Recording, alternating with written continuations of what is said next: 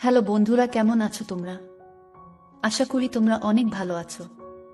শুধু তোমাদের মজা দেওয়ার জন্য অনেক কষ্ট করে আবারও একটি নতুন গল্প নিয়ে এলাম। আজকের গল্পটি খুবই চমৎকার হতে চলেছে। আমি শতভাগ গ্যারান্টি দিয়ে বলতে পারি গল্পটি শেষ পর্যন্ত শুনলে তোমাদের দাঁড়িয়ে যাবে। তাই ভিডিওটা শুরু থেকে শেষ পর্যন্ত দেখার অনুরোধ রইল। তাহলে কথা না বাড়িয়ে এবার সরাসরি ঘটনায় চলে যাই। কাকিমা বৌদিকে খুঁজতে গুদাম ঘরে চলে এসেছে, আর তখন আমি বৌদির কাছে আছি। কাঠের ফাঁক দিয়ে দেখতে পেলাম কাকিমা এদিক ওদিক বৌদিকে খুঁজল, তারপর বৌদিকে না দেখে বেরিয়ে গেল। কাকিমার পায়ের আওয়াজ মিলিয়ে গেল, আর তখন বৌদি বলল, দেখেছ ঠাকুরপো, আর একটু হলে ধরা পড়ে গেছিলাম। ধরা পড়লে কি কেলেঙ্কারি হতো বুঝতে পারছো? সত্যি বলতে আমিও ভীষণ ভয় পেয়ে গিয়েছিলাম, তবুও বৌদিকে সাহস দিয়ে বললাম, কি যে বল না বৌদি, আমরা যে জায়গায় দুজন আছি, কাকিমা কেন? কাকিমার বাপ আসলেও আমাদের কখনো খুঁজে পেত না। এখন তুমি তাড়াতাড়ি বাড়ি ফিরে যাও, আর আমি কিছুক্ষণ পরে আসছি। বৌদি কাপড় আর চুল ঠিক করে গুদাম ঘর থেকে বেরিয়ে গেল। বৌদির চলে যাওয়ার পর গুদাম ঘরটা আর একটু ভালো করে পর্যবেক্ষণ করলাম। রান্নার কাঠের পাশাপাশি অনেক পুরাতন জিনিস আছে এই গুদাম ঘরে। একটা ভাঙ্গা খাটও দেখতে পেলাম, গুদাম ঘরের এক কোণায় পড়ে আছে। খাটটা মাটিতে নামিয়ে কন্ডিশন দেখার চেষ্টা করলাম। খাটের কন্ডিশন ভালো না, তবে কাজ চালানোর মতো ঠিকঠাক আছে। আমি ঠিক করে ফেললাম এই গুদাম ঘরেই মাকে নিয়ে এসে আমার স্বপ্ন পূরণ করব। আজ ছোট কাকির নাকের ডগায় বৌদিকে দিলাম, অথচ কাকিমা বুঝতেও পারল না। এর চাইতে নিরাপদ জায়গা আর হতে পারে না। এখন যেভাবেই হোক মাকে এখানে নিয়ে আসতে হবে। বৌদি চলে যাবার 10 মিনিট পর আমি বাড়িতে ঢুকলাম। এই সময়টা বাড়ির সামনের রাস্তা দিয়ে হাঁটাহাঁটি করলাম। আসলে তাড়াহুড়ো করে মনের স্বপ্ন মিটল না। সকালে স্নানের সময় মাকে দেখার পর থেকে একটা ঘোরের মধ্যে ছিলাম। মা ছেলের স্বাভাবিক সম্পর্ক বারবার ভুলে যাচ্ছিলাম। পূজনীয় মাকে এক অপ্সরা নারী ছাড়া কিছুই চিন্তা করতে পারছিলাম না। নিজেকে থামাবার শত চেষ্টা যেন বিফল হয়ে যাচ্ছিল বারবার। আজ সকালে বড় কাকার কিছু অতিথি আসার কথা ছিল।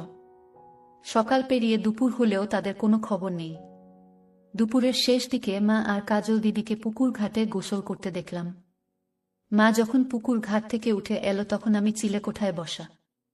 তাদের সম্পূর্ণ স্নান দেখে মনের মধ্যে স্বপ্ন জাগতে থাকে। রাতে সবার সাথে খেতে বসলাম। আমাদের খাওয়া মাঝামাঝি হলে শুনতে পাই কিছু অতিথি এসেছে। বড় কাকার যে বিজনেস পার্টনারদের আজ সকালে দেখা করার কথা ছিল, এরা হলেন তারা। এনারা সকালে এসে পৌঁছাতে পারেননি, কারণ রাস্তায় নাকি গাড়ি খারাপ হয়ে যায়। সেটা ঠিক করে রওনা দিতে একটু দেরি হয়ে যায়, ফলে তারা সাভারের জ্যামে আটকা পড়ে।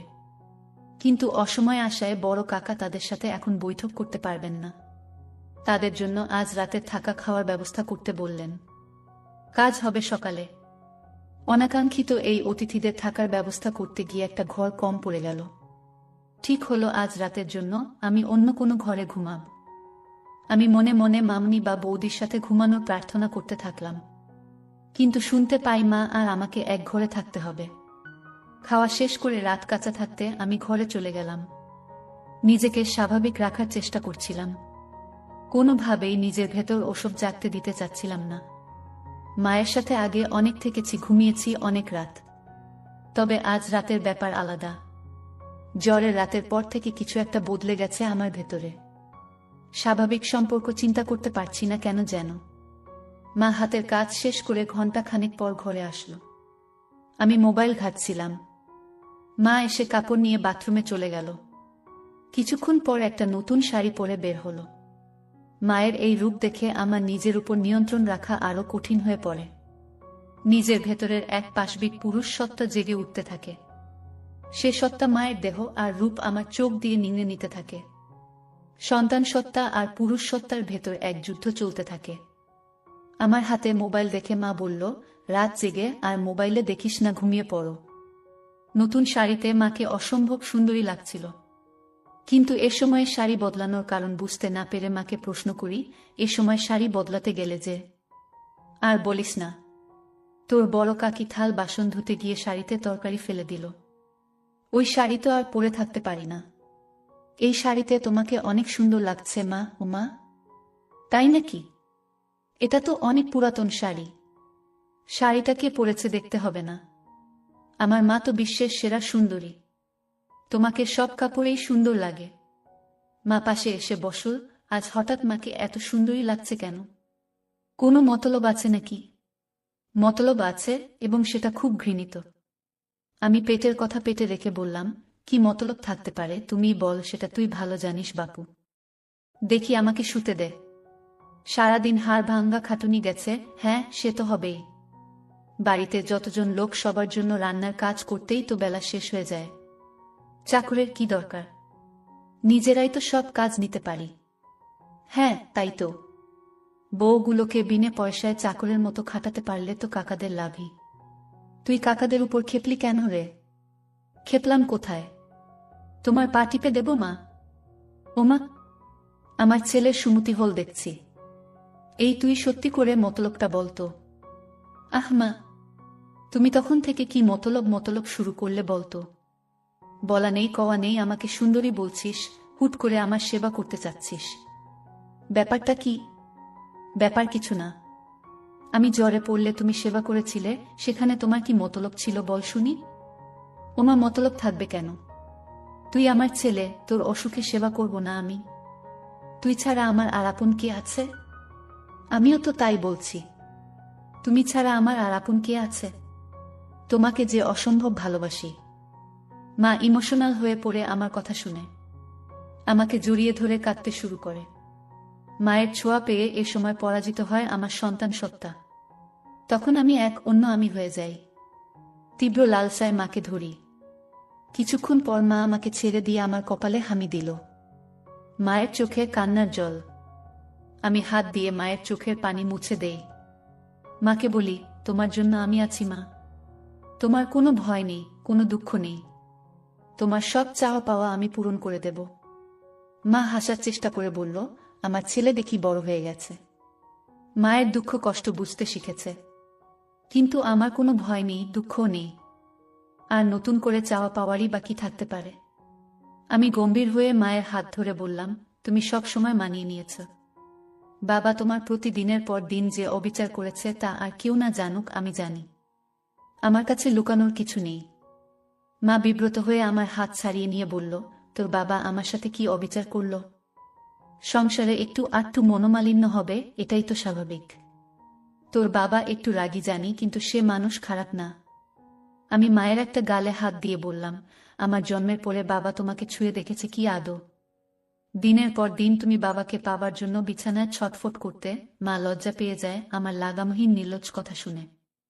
গাল থেকে আমার হাত ঝটকা মেরে ছাড়িয়ে আমাকে ধমক দিয়ে বলল, কি সব আজেবাজে কথা বলছিস?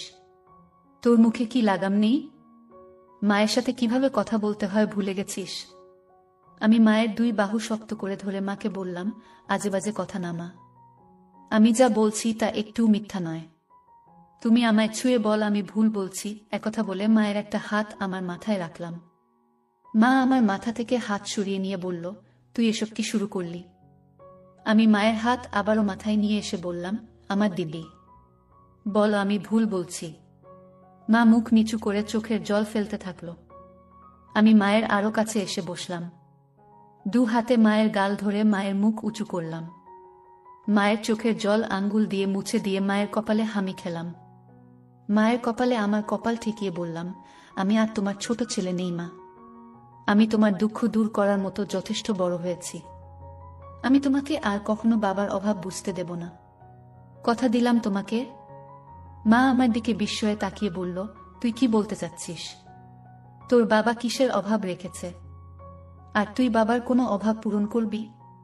এই অভাব বলে আমি হামি দিতে থাকলাম। মা ঘটনা আকস্মিকতায় স্তব্ধ হয়ে যায়। যখন বুঝতে পারে আমি কি করছি, তখন আমাকে দু হাতে ধাক্কা দিয়ে ঠেলে সরিয়ে দেয়। তুই এটা কি করলি? তুই কি জেনে বুঝে করছিস? তুই পাগল হয়ে গেছিস। মা তার চেহারা দু হাত দিয়ে ঢেকে কাঁদতে লাগলো। একটু পর মুখ তুলে আমার দিকে রক্তবর্ণ চোখ করে বলতে লাগলো, দূর হ আমার চোখের সামনে থেকে। তোর মতো কুলাঙ্গার জন্ম দেওয়ার আগে আমার মরণ হলো না কেন? যদি জানতাম তুই বড় হয়ে এ কাজ করবি, তাহলে তোকে ছোটবেলাতেই মেরে ফেলতাম।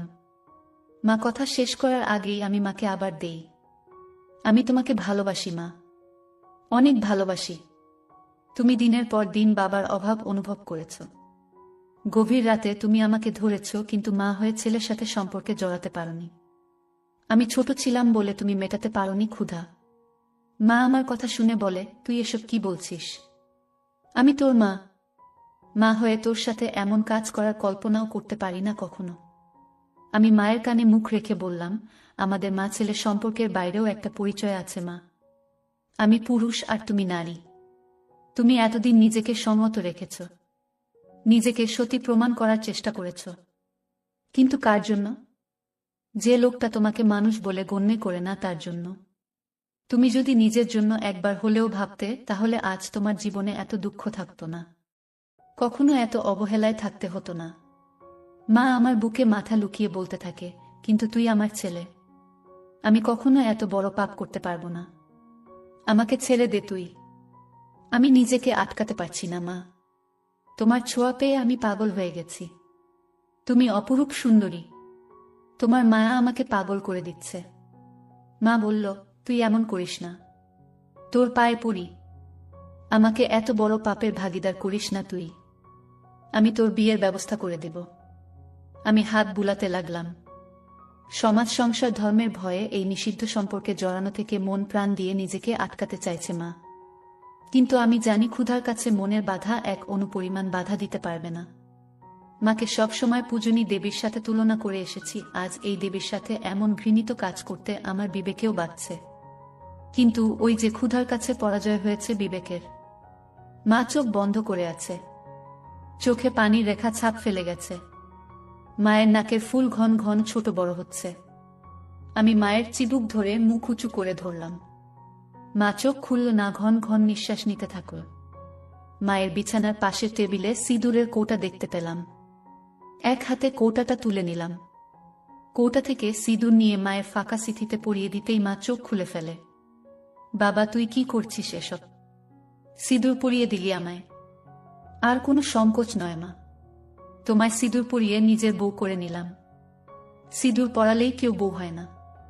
সমাজের সামনে অগ্নিকে সাক্ষী করে 7 পাক ঘুরতে হয়, আজীবন সাথে থাকার প্রতিজ্ঞা করতে হয়। তুই আমাকে নিয়ে যা করতে চাচ্ছিস সেটা পাপ, তোকে বাধা দেবার ক্ষমতা আমার নেই। এ পাপ তুই করিস না বাপ আমার, আমাকে আর অসতী করিস না। আমি শাড়ির আঁচল তুলে মায়ের মাথায় ঘোমটা দিয়ে দিলাম। মার চোখ অশ্রুতে টলটল করছে।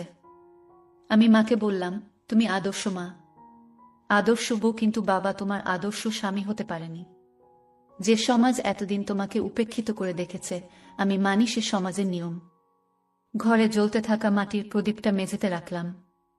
মাকে বিছানা থেকে নামিয়ে হাত ধরে প্রদীপের চারপাশে 7 পাক ঘুরলাম। তারপর আমার গলা থেকে স্বর্ণের চেনটা খুলে মায়ের গলায় পরিয়ে দিলাম।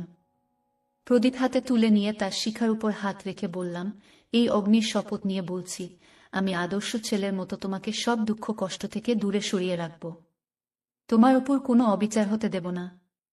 আমি আজ থেকে তোমাকে আমার সহধর্মিনীর মর্যাদা দিলাম। এরপর মাকে বললাম, অগ্নিকে সাক্ষী করে 7 পাক ঘুরেছি, মঙ্গলসূত্র পরিয়ে দিয়েছি।